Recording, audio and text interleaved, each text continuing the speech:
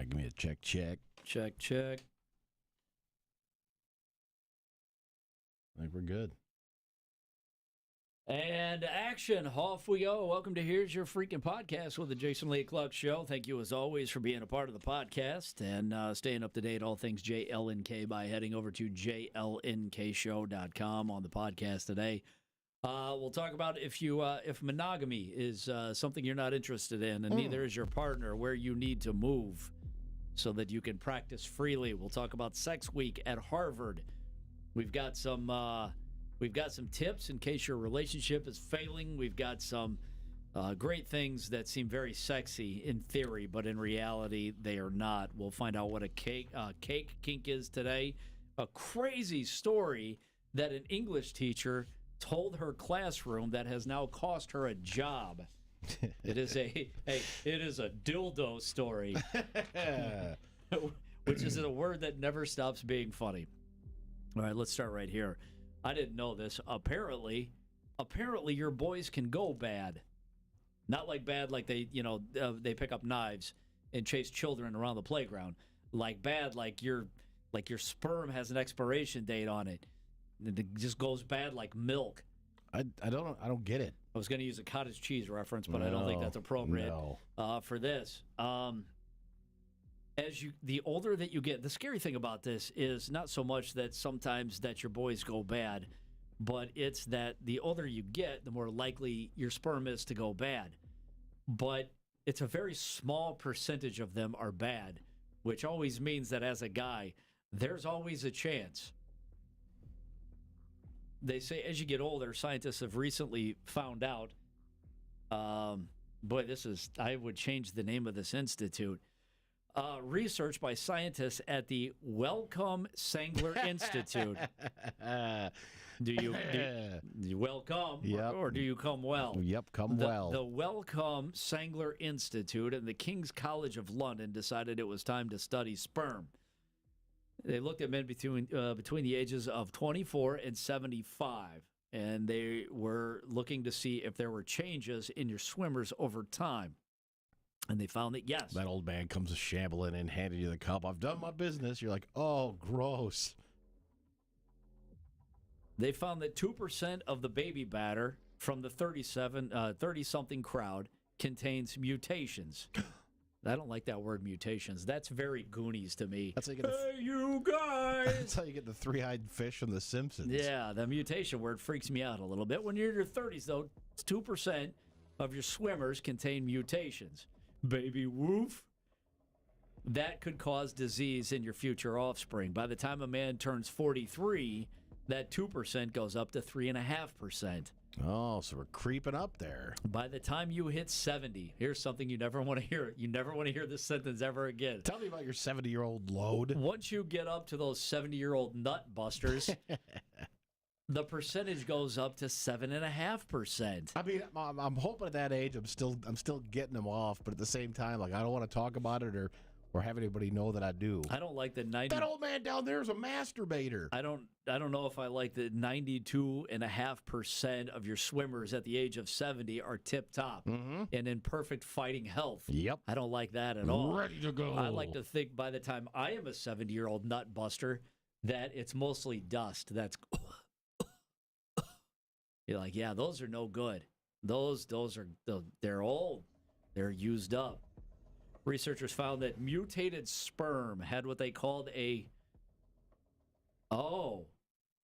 mutated sperm have a competitive edge over the healthy ones too. Why? 40 genes. They don't even care. They just run. Urgh. They say they're not cautious. No. There's a wall. Most of us will slow down. Your mutated germs they're going to crash right into it. You're like, you dummy. They found that 40 genes where some changes in DNA are favored during sperm production and carry major links to childhood diseases, neurodevelopment disorders, and risk of cancer. In addition... So if your dad is like 82 years old at your graduation, you've probably taken a long time to graduate. No, well, it depends on if you were fertilized with a mutated sperm or not. And the chances are, Well, the mutated sperm are trying harder, so obviously the chances of being conceived with a mutated sperm is better. Mutated sperm's like, I gotta live. Pass on to my children. They do say, in addition, there are issues with fertilization if having a baby is the goal. Boy, I hope at that age it ain't. Also, according to another survey, half of all the people in the European country of Belgium are experienced non-monogamous couples. Half, Jerry. Half of the couples in Belgium are not monogamous. Is this the power of those waffles? Is this what we all have to look forward to? A third of them admit to having an open relationship at some point. It's not the at some point that weirds me out. It's that to have it at some point, that means you've had it and then you don't have it anymore, so you closed it off. Like, so what, shit got wild? Did you get to say stop, or did you just eventually evolve into the stop?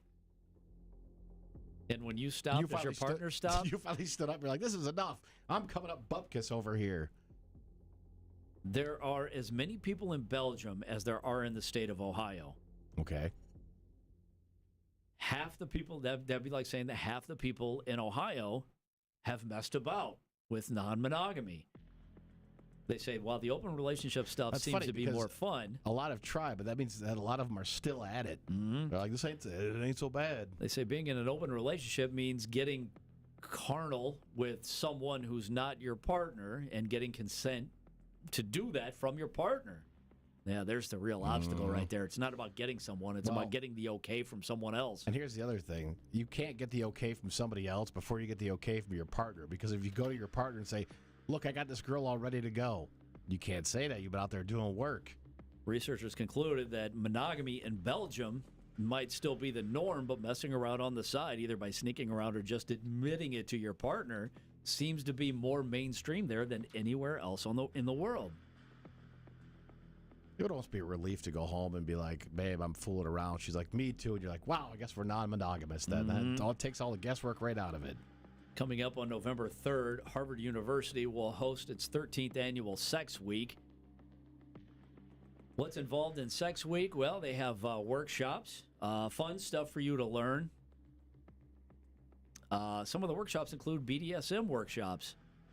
And I don't know. That's not how you tie a knot. I don't know. Oh, I'm sorry. I don't know what this is. Leathercraft. Banging beyond the binary. Okay. It seems like this is like sex for non-binary people? I guess. I don't know. Or if you're binary, you want to have sex with non-binary people. There's one of those classes, though, that I know that I want to sit at the back of the classroom because I don't want to participate. I would rather just, you know what? I'm just a slow learner, so I'm going to sit back here and just absorb what's happening here. I don't want them calling on me. Organizers consider it very serious business. Sex Week at Harvard University. The student group putting it together invites local sex educators to campus to lead scholastic, highly engaging workshops. One workshop leader in the art of BDSM, advising students how do you properly spank someone. Open hand? Well, yeah, open hand, not a punch. It's got to be closed. No, fist. it's got to be an open hand. And then I pounded the derriere with my fists. I punched at it like a beanbag chair I was trying to get comfortable in.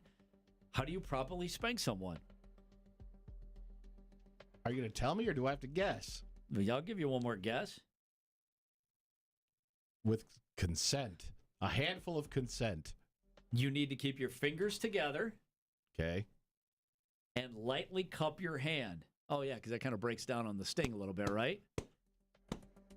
I mean, what if the sting is what you're there for? Does it muffle the sound a little bit so that the neighbors don't hear? Does it make like a cupping pop? They're like, I think they're fighting next door. We better call police. Anybody interested? Anybody interested needs to know that during Sex Week, all events will offer attendee. Oh my God! Here's the best part. It's not about learning how to spank your partner. Again, fingers tightly together, lightly cup your hand. Hey, Uber Geek Gabe, I've tried the slap. It's never gone good. You do that thing, my ass. It does include free food Well, hey. as well as free sex toys and supplies while supplies last. You guys, what if the searing, blinding pain is the only way I can get off? Says Andrew. Well, then you need to have spread hands and a flat palm. Mm-hmm. Have you tried the backhand? Ah, I used to do. I did radio a long time ago, but the morning show that was next door to us, the girl quit because she went and got her master's and I think her doctorate in sex therapy work. Fun. And she's been doing that for like 20 years. I always want to ask her, like, so is this normal? What about this? What about this? Relationships obviously aren't perfect. Maybe you're not cupping your hand enough during light BDSM sessions. Here's some advice. This is a 20-minute tip that you can try if you feel like your relationship is failing. Married couples can save their relationship in 20 minutes. Oh, wait a minute. It's not 20 minutes and done. It's 20 minutes a day. Oh, that's a lot of work. Boy. That's What is it, crunches? When they say that marriage is a lot of work, I think this is exactly what they're talking about. 20 minutes a day. What are you supposed to do for those 20 minutes? If you're considering divorce and you feel like your marriage is stuck, couples should prioritize reconnection before having heavy conversations about their problems. Here's what they recommend. In those 20 minutes, you must compliment each other. Nice hat. I see you loaded the dishwasher today. That was a pretty good start. You must spend time doing fun activities together, like teaching her how to load the dishwasher. All right. You must have a 20-minute daily conversation about neutral or positive topics. You know, I ate a great burrito for lunch. What about if there's a lack of intimacy in the relationship? For couples dealing with the lack of intimacy, schedule no pressure touch time. What is no pressure touch time? It's a back rub that is just a back rub. And that's stuff like holding a foot hands. Rub that's just a foot rub. Cuddling before moving towards sexual intimacy. Oh, so you can move there eventually. I hope so. Conversations, if they turn into arguments, couples should figure out their own attachment styles and resolve conflicts before an argument breaks out. They say a lot of couples feel like roommates. They're busy, struggle to connect. The key is to spotting when disconnection begins and making a positive, push you also have to make a positive push to get into the negative conversations. I'm not doing that. That sucks. Nobody likes positive conversations. Those are the worst. Or negative conversations. So we're broke, huh? She says, according to this expert, every issue in a relationship comes down to conflict, distance, or disconnection. Because you don't feel just because you don't feel love now won't mean you're not ever going to feel it again. That's why it's important to get through these things. I look at you and I were all in when it was 20 minutes, but as soon as we found out it was 20 minutes every day, we thought, boo. Yeah, you know how much work that is? What do you need? Hit that music over there. What music? My little thing. I don't know what your thing is. So the music thing hits on the recorder. Oh, like this? There you go. There we go. The recorder. Hey, I'm 1,000 fucking years old. I still refer to it as I'm glad we got these webcams. You say something like cool edit. Maybe call it what it is. The recorder. Hey, look at me in the webcam. I'm glad we're not doing this on my camera phone anymore. Fucking old man. What is my problem? What are some things that seem sexy in theory, but they aren't in real life? Obviously, the very first example anybody will give you is shower sex. You see shower sex in the movie, and you look at it and you say, that's the best goddamn thing that could ever happen to me, right? Well, and then you see, what is it in the movies growing up? All the teenagers, you get into the back seat of the car. But back in like the 50s and 60s, cars had massive back seats. I get in the back of my van, I'm like, God damn, I can't even fucking change my pants back here. This is the first time you ever had sex in a car? Yeah, it's also the first time I've ever had leg cramps like this. Yeah, right? They took a look at... There's not even room for me to invite my wife in. I'm like, I'm just going to sit back here by myself then and do this. Maybe you could just watch from the outside, falling up the window. They asked the question. They said, what are the things that seem... Now look at my eyes in the rearview mirror as I go to town. What's sexy in theory, but isn't in the real world? Obviously, shower sex. You guys, sex on the beach is awful. Sharing showers is basically, shower sex is about you and someone else taking turns on who's going to be cold and who's going to be warm. Unless, and you see it on HGTV when they put in those showers and like there's heads on either side, or like the rainfall ones, you're like, ooh, that's the intercourse shower. Right. Chip and Joanna Gaines just put in. Sex in the backseat of a car always sounds exciting until you find yourself in the backseat of a car. Then it's terrible. Then you realize that you don't eat enough bananas and you cramp very easy. Sex on a beach. There's sand everywhere. Oh. I don't know. I think the sex in public thing is probably a little bit overrated, only because, and I know the thrill of it is you might get caught, but also you might get caught. Uh-huh. And now look at me. I'm on the news. You have to explain to some old woman, please. We were just trying something new. We've got some problems in our relationship. We were trying something new. Please don't call the police. Oh, my God. You're calling the police, aren't you? I thought this could just be between the three of us, but now you're involving the authorities. Hey, did Andrew Jackson see what he just saw? Perhaps he brought his friend Abraham Lincoln. Things that seem sexy in theory but aren't in real life. Whipped cream. Sexy at first until you miss a spot. Then you both feel super sticky until you do what? Get in the shower. You want to take take a shower with me? I don't. You want to take turns being cold and wet with me? No. I don't know about this. This is a young man's game. Things that seem sexy in theory but aren't in real life. Standing 69. That's a young man's game right there. Hey, what am I teeing you up for, a pile driver?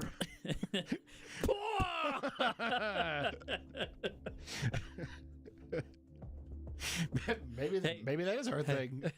Hey, you okay? Why aren't you moving?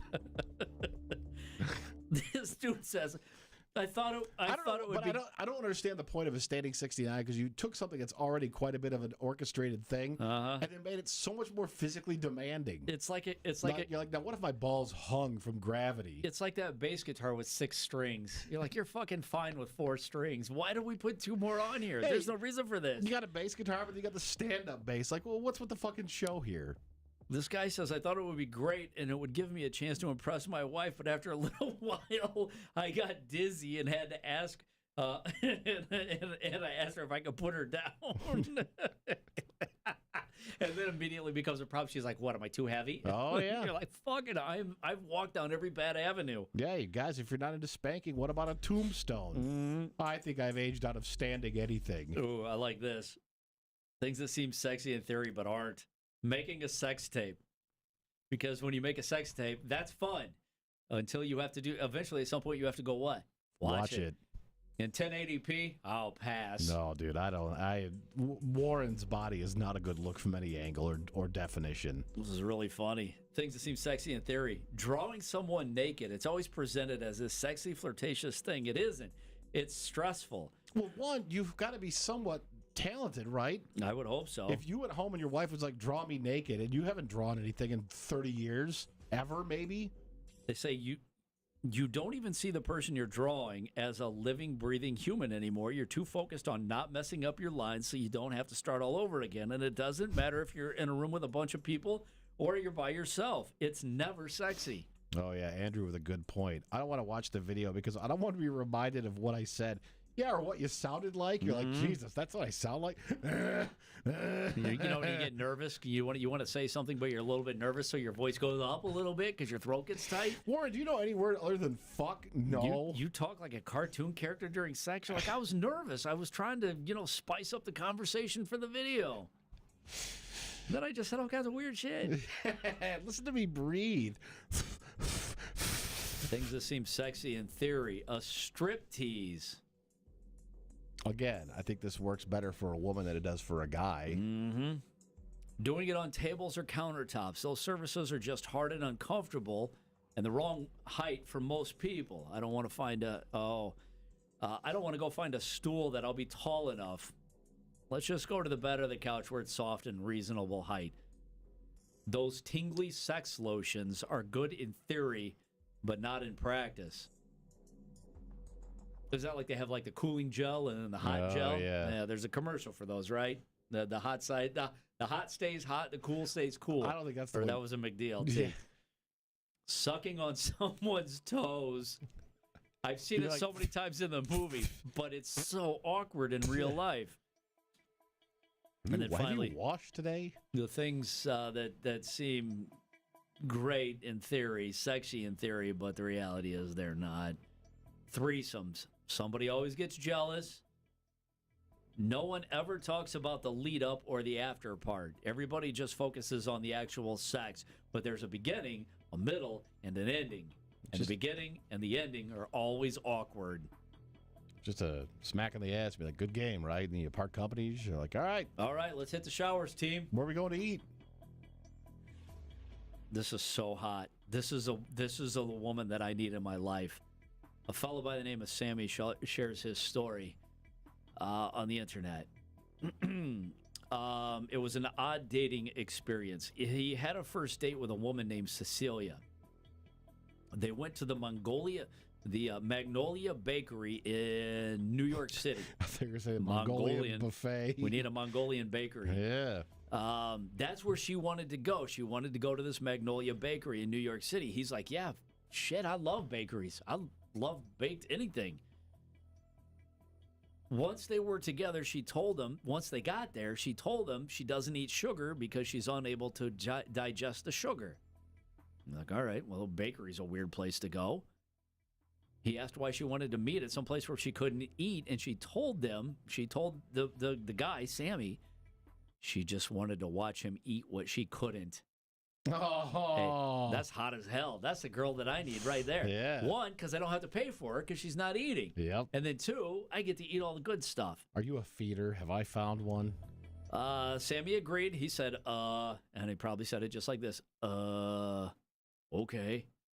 So he ordered a slice of cake and a cupcake. After they sat down, he started obviously going to town on his pastries. I think this part is hot, too. Cecilia started making audible, yummy sounds as she watched him eat. Hey, this lady sounds like quite a unicorn. Now watch me gorge myself and then find pleasure in it. Looking at it on paper, it doesn't seem right, but when I play it back in my head, it seems great. Mm-hmm. At one point, the guy... She's like, no, take a bigger bite. I go, okay. Ow. Oh, he also says, at one point, the guy sitting behind them recognized her, and she acknowledged him, and he reminded her that they'd met a couple of weeks ago. Hey, this is my thing.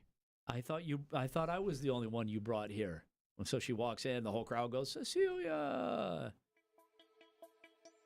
How's life treating you, Cecilia? Yep. Like a baby treats a diaper. When Sammy realized he was smack dab in the middle of a kink experience with a girl, she had planned out dates without their knowledge. I mean, how mad can you be? Things are going pretty swimmingly for you in that moment. Yeah, I couldn't be upset about it. You are eating for an audience. Uh-huh. And you don't have to split the bill. You don't have to pay the tab. You don't have to. You're like, I had a great time. Or it's just like going Dutch, I guess. Yeah, that's hot. Here, we'll end on this. I cannot believe this. A teacher is out of a job. An English teacher decided that she would incorporate a sex toy story into her lesson plan. Her name is Catherine. I mean, that would get me to pay attention as a young, Yeah. I mean, if get me to pay attention now. If I was sitting in the middle of a classroom when I was a kid and the teacher said, "Oh my God, I have a great dildo story to tie in with the story we're about to have here," I would say, "Well, what? You got a what now? Okay." A colleague actually had to report this teacher for telling a story, and this is all the details of the story. This is it, but this is plenty, which would have got my attention, and I would have said, "This is the fucking best class I've ever had." She retold the story, quote unquote, of someone who stuck a dildo with a suction cup on the back of his bedroom door. Okay. Does this somebody have a name? But they make them so that you can stick them on a wall. Yeah. Okay. The graphic story continued with the man the man backing up onto the dildo as his grandmother flung the door open, and he was left bleeding everywhere and leaving a big mess behind. She retold that story in the classroom. There was no easing into it. What stinks is they don't tell you what was the lesson that she was using the story as an example of. That's the only part of this news story that's missing. Yeah, I want to know, what lesson was she tying this story into? And plus, you have the hilarious video of somebody slamming open a bedroom door. Oh, yeah. And some kid's poor ass getting, split in half. And then Ed Gein's mom is like, take off my underwear and come downstairs. Right, I'm going to teach you Bible verses. Okay. The only thing they say to make matters worse, the lesson plan that day was on Dickens. It certainly was. So, Hi-yo! Yeah.